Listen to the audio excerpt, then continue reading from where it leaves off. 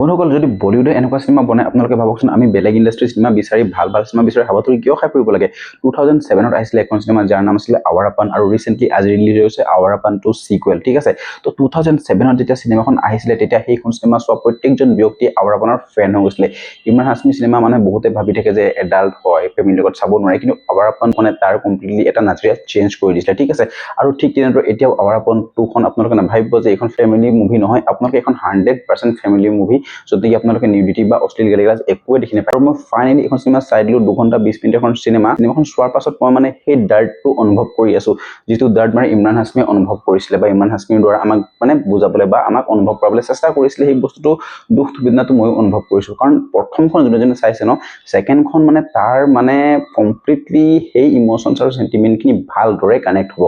আপোনালোকে ভাবক না এই সিনেমাখন যখন 2007ত আহিছিলে আৱাৰাপান তাৰ গান কেনেকুৱা হিট আছিল আৰু সেই গানখিনিৰ কাৰণে সিনেমাখন একদম কমপ্লিটলি এতিয়াও সেই গানখিনিৰ লগত বেলেগ গান মিলাব নোৱাৰি ৰাঘৱ জুৱেলে এটা কথা কৈছিল যে আখ্খা বলিউড এক ট্ৰাপ আৰু ইমৰান হাছমি এক ট্ৰাপ তো আপোনালোকে এই আৱাৰাপান 2 সিনেমাখনে সেই বস্তুটো ভালদৰে মানে প্ৰমাণ কৰি দিলে ঠিক আছে তো আৱাৰাপান 2 সিনেমাখন মানে বহুত বেছি এটা ভাল একদম মাস্টাৰপিস সিনেমা বুলি মই ক'ব নোৱাৰো কিন্তু ৰিসেন্ট টাইমত আৱাৰাপান 2 খন এখন ভাল সিকুৱেল এখন গুড সিকুৱেল যেনেকি বহুতেই সিকুৱেল বনাই একদম বৰবাদ কৰি দিয়ে কিন্তু আৱাৰাপানে সেই বস্তুটো কৰা নাই ইমৰান হাছমিৰ একদম ব্ৰুটেল কামবেক হৈছে ইয়াতে যেনেকি তাৰ বডি ল্যাঙ্গুৱেজ বা তাৰ যেটো এক্টিং আৰু যেটো মানে মিউজিক আছে সেই গোটেইখনে সিনেমাখন এনেকুৱা এটা লেভেল লৈ যায় যেনেকি আপোনালোকে সুকুন পাব মিউজিকটো আপোনালোকে পাৰ্সোনালি এনেকে শুনিলে ভাল নাপাব কিন্তু যেটা সিনেমাৰ লগত মিউজিকটো সেই সিচুৱেচনবোৰ লগত খাপ খায় তেতিয়া আপোনালোকৰ মানে কানখনে একদম মানে সুকুন টাইপ পাব মানে বহিৰ বস্তুটো আপোনালোকে ভালদৰে বুজি পাব এই সিনেমাখনত চাইল্ড ট্ৰাফিকিং ওপৰতে পাব ষ্টৰীটো যেনেকি আগখনটো আপোনালোকে দেখিছিলে আলিয়া এটা কেনেকুৱা ডাঙৰ ক্যাৰেক্টাৰ লৈছিলে যেটি গোটেই আলিয়াৰ কাৰণে গোটেই গ্যাংষ্টাৰক মাৰি দিছিলে আৰু এতিয়াও ইয়াতো মানে সেই আলিয়া কিন্তু সেই আলিয়া কোনবা কি সেই বস্তুটো আপোনালোকক মই ৰিভিল নকৰো কাৰণ এই টিজাৰ ট্ৰেলাৰ বহুত বস্তু লুকুৱাই ৰাখিছে যেনেকি সিনেমাখন আপোনালোকে ভালদৰে দেখিবলৈ পাব ইমৰান হাছমিৰ এটা ফাইট সিন আছে যেনেকি বক্সিং টাইপ লাগে আৰু সেই সময়ত তৌফিৰ আও গানটো যেনেকে বেকগ্ৰাউণ্ডত বাজি থাকে একদম বুজ বাউন্স মানে সিনেমাখন প্ৰথম শটটো 15-20 মিনিট আপোনালোকে একদম মিছ নকৰিব কাৰণ হেতু প্লটটো মানে আগবঢ়াই নিবলৈ একদম ডাঙৰ কাম কৰিছে ষ্টাৰ্টিংৰ প্ৰথম যেটো ক্লিপ ইমৰান হাছমি যেটি সানসেটৰ মাজত যেটা বুলেটখন চলাই আহে তাৰ পাছত যেটো কেমেৰা এংগল ব্যৱহাৰ কৰি তাক ফোকাস কৰি পেলাই দেখুৱাই যেটো মিউজিক বাজি থাকে বেকগ্ৰাউণ্ডত ও মাই গড একদম স্যাটিসফ্যাকশন লেভেল আৰু একদম ক্ৰিয়েটিভ লেভেল একদম টপ তাৰ পাছত সিনেমাখন এনেকুৱা দিশত গতি কৰে যেনেকি আমাৰ টুইষ্টৰ ওপৰত টুইষ্ট দিব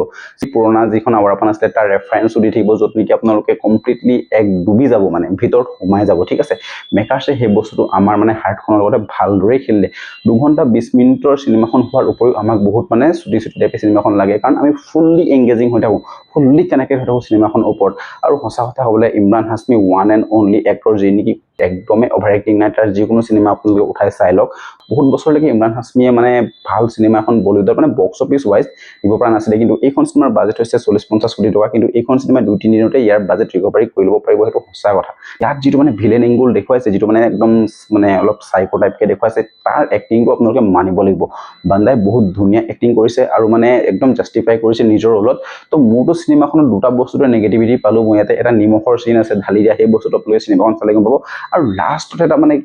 ফায়াৰিং কৰা সিন আছে যে নেকি আপোনাৰ কন্টেইনাৰৰ ওপৰত যত নেকি মানে এই বস্তু অকমান টাইপ মোৰ মানে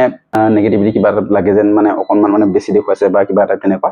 বাকি সিনেমাখনৰ যিখিনি বস্তু আছে ন টুইষ্টৰ ওপৰত টুইষ্ট যি ফাইট সিকোয়েন্স দেখি পাব আপোনালোকে যি সাসপেন্স দেখিব প্ৰত্যেকটো ক্যাৰেক্টাৰকে আপোনালোকে সন্দেহৰ চকুৰে চাব যিখিনি বস্তু ইয়াতে ওলাই লাষ্টখনত চাইছে যে কেনেকে হি মানে ইমানকেইটা গুলি খোৱাৰ পাছতো হেগত মৰে নে কি জিয়ে নে আমাক ভালদৰে নেদেখুৱাই কিন্তু তথাপিও আমি মৰিলে বুলি ভাবি লৈছিলো আগৰ সিনেমাখনত কিন্তু ঠিক আছে কিন্তু ইয়াত জিন্দা কেনেকৈ হেতু ৰেফাৰেন্স আমাক দিছে মুঠতে এটা ডিটেইলিং মুভি যত নেকি আপোনালোকে এনেকুৱা ধৰণৰ কোৱেশ্চনছ লৈ আহিব নোৱাৰিব যে এই বস্তুটো কিয় দেখাই দিলে এই বস্তুটো কিয় নকল তেনেকুৱা ধৰণে আপোনালোকে একো দেখি নাপাব মুঠতে প্ৰত্যেকটো বস্তু আপোনালোকৰ কানেক্ট হ'ব ডায়লগ ডেলিভাৰী আদি কৰি মানে যিখিনি সিচুৱেশনশিপ দেখাই সিনেমাখনত সেইখিনি বস্তু আপোনালোকে বহুত বেছি মজা পাব দিশা পাট্টানিৰ ওপৰত মোৰ অলপ সন্দেহ আছে কিন্তু দিশা পাট্টানিও বহুত ভাল কামেই কৰিছে বাকিবোৰ মুভিজতকে ঠিক আছে যিবোৰ ফাইট সিকোয়েন্স দেখুৱাইছে সেইখিনি আপোনাক কোৰিয়ান সিনেমাৰ একদম মনত পেলাই দিব যি নেকি আপোনালোকে মানে একদম ৰ টাইপকে দেখুৱাই ইয়াতে মানে যে শিৱম পাণ্ডিত হয় হি মানে নিজৰ জীৱনটো মানে বেলেগৰ ওপৰতে দান দি দিলে যিবোৰ মানুহ মানে একদম কেড কৰি ৰাখিব বেলেগে সিহঁতক আজাদ কৰিব যেনেকি ফাৰ্ষ্ট গাৰ্লফ্ৰেণ্ডে তাৰ ফৰ্মুলাটো এপ্লাই কৰিবলৈ কৈছিলে তেওঁ সঁচা কথা ক'বলৈ গ'লে ইয়াতে মানে যিবোৰ মানে ভিলেন এংগল দেখুৱাইছে বা যেটো গ্যাংষ্টাৰ লুকস দেখুৱাইছে বা এটা আন্ডাৰৱৰ্ল্ড জেগা দেখাইছে বা আন্ডাৰৱৰ্ল্ডৰ কামখিনি দেখাইছে সেইখিনি বস্তু চাই আপোনালোকে বহুত বেছি ভাল পাব মুঠতে মই যদি সঁচা কথা ক'বলৈ যাওঁ এইখন সিনেমা একদম পেছা বসল সিনেমা আপোনালোকে যদি প্ৰথম সিনেমাখন নাচাই ডাইৰেক্ট আৱাৰাপান 2 খন চাই ন তো কিছুমান বস্তু আপোনালোকে কানেক্ট নহব ষ্টৰী প্লটটো আপোনালোকে ধুনীয়াকৈ বুজি পাই যাব কিন্তু শিৱম পণ্ডিতৰ লগত যিটো ইমোশনছ কানেকশ্যন থাকিব লাগিব সেই বস্তুটো আপোনালোকে ইমান কানেক্ট কৰিব নোৱাৰিব যিখিনি ব্যক্তিয়ে সেই আওৰাপানখন নাই চোৱা আৰু চিনেমাখনৰ মাজে মাজে কিছুমান বস্তু বেক ষ্টৰিও দেখুৱায় ঠিক আছে তো সেই বেক ষ্টৰিবোৰ বহুত বেছি ভালদৰে কানেক্টেড হৈ যায় বিশেষকৈ চিনেমাখনৰ পুৰণা গানৰ যিবোৰ ৰেফাৰেঞ্চ সেই ৰেফাৰেঞ্চখিনিৰ মাজত যিবোৰ ফিলিংছ আমাক দিয়ে সেইখিনি বস্তুৱে আপোনাৰ হৃদয় একদম চূৰ্ণ বিচূৰ্ণ কৰি জাতীয় কোচাদি খুচিব চিৰিয়াছলি কৈছোঁ লিটাৰেলি কৈছোঁ মই যেতিয়া চিনেমাখন চাইছোঁ পুৰণা যেতিয়া গানবোৰ আহিছে পুৰণা যেতিয়া চিনবোৰ আহিছে এই আলিয়াৰ লগত তাৰ যিটো মানে লাভ ষ্টৰি আমাক অকণমান পৰ্দাত দেখিবলৈ পোৱা যায় তেতিয়া সেই ইমোশনছখিনি আপোনাক অট'মেটিকলি কানেক্টেড হৈ যাব ষ্টৰি প্লটটো একদম বহুত বেছি কনফিউজিং বা বহুত বেছি আপোনাৰ বুজিব নোৱাৰা টাইপ নহয় একদম চিম্পল এটা ষ্টৰি লাইন থাকে য'ত নেকি আপোনালোকে টুইষ্ট ওপৰত টুইষ্ট ৰাখি পেলাই আমাক এংগেজ কৰি ৰাখিব পাৰে আৰু লাষ্টলৈকে আপোনালোকে প্ৰেডিকশ্যনটো কৰিয়ে ল'ব বাৰু ষ্টৰিটো আনপ্ৰেডিক্টেবল নহয় প্ৰেডিক্টেবলে হয় ষ্টৰিৰ যিটো ক্লাইমেক্স দেখিব আপোনালোকে কিন্তু ক্লাইমেক্সতো মই সেই ছেটিছফেকশ্যন লেভেলটো পাওঁ মই যেনেকৈ মানে ৰাখিছে চিনেমাখন সেই বস্তুটো চাই ভাল লাগিছে তো ভাল চিনেমা মই চালোঁ বলিউডৰ ফালৰ পৰা একদম আৱাৰাপান 2 আপোনালোকে মোৰ ৰিভিউটো কেনেকুৱা পালে জানিবলৈ একদম নাপাহৰিব আৰু যদি ভাল পাইছে লাইক কমেণ্ট শ্বেয়াৰ আৰু ছাবস্ক্ৰাইবটো কৰিয়ে দিয়ক আৰু যদি ফেচবুকৰ পৰা চাই আছে তেনেহ'লে ফ'ল' কৰিবলৈ একদম নাপাহৰিব তো লগ পাইছোঁ নেক্সট ভিডিঅ'ত আজিলৈ বাই বাই